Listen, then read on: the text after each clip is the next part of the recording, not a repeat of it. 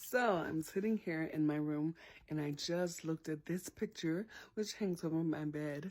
And first of all, let's talk about it. I mean, I'm not so, so cocky that I need a drawing of myself over my bed. But my friend Lily Cottrell drew this right when I first had my stroke, and I think it's beautiful. Come on, look at it, look at it, look at it. Anyway, it hangs in my room, over my bed, and I was just looking at it on my way out to do some things, and it's no secret that this has been and is one of my least favorite seasons in life. I find myself in the middle of the holiday season having to literally fight for joy. Do you get that? I know joy is, 'tis the season of joy, but I have to fight for it right now because everything is so very different. And so I came in here, sat down, and was getting ready to do something and saw this beautiful picture and was reminded, I think Lily did this right when I first had my stroke. I think I was still unconscious and it looked like I was going to pass away. And Lily drew this.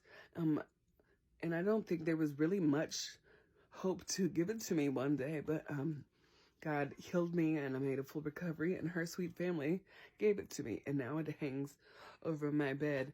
And right now it's serving as a reminder in this season of joy, where joy abounds.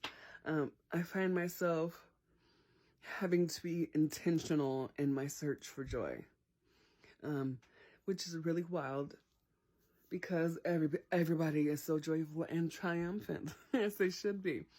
But because this season is so different for me, and I find myself dealing with things that are new to me and difficult, when things hit, when a moment happens, I have to take it.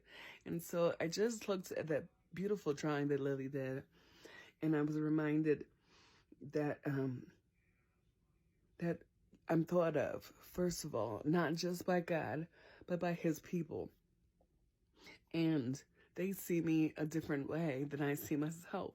I think that picture is beautiful. I do not think that I am particularly beautiful. Now, don't get me wrong. I don't think I'm ugly, but I don't think like, oh, okay, you know what I'm saying? But I think that picture is stunning. And I think that God allowed the whole mess for Lily to make that picture for me, and for me to be here in this moment.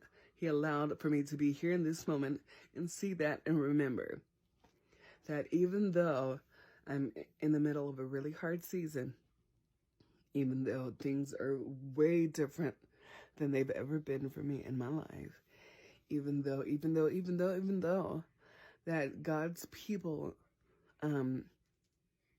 are thinking of me, that somewhere there's someone who has me on their mind, who prays for me, who might even draw a picture or something. You know what I'm saying? Not only am I on God's mind, but I'm on the mind of his people somewhere. And I think we all can take something from that. This season is hard for a lot of people. A lot of us have experienced the loss of loved ones, or we're in a different location than we're accustomed to being in, or whatever. There's all kinds of reasons why folks may be experiencing a low joy tank. But keep in mind that somewhere there is someone who has you on their mind. They may not draw a beautiful picture like Lily did. They may not call you, they may not text you, but they're thinking of you and they're praying for you. Gosh, there was an old song that somebody prayed for me, had me on their mind, took the time and prayed for me.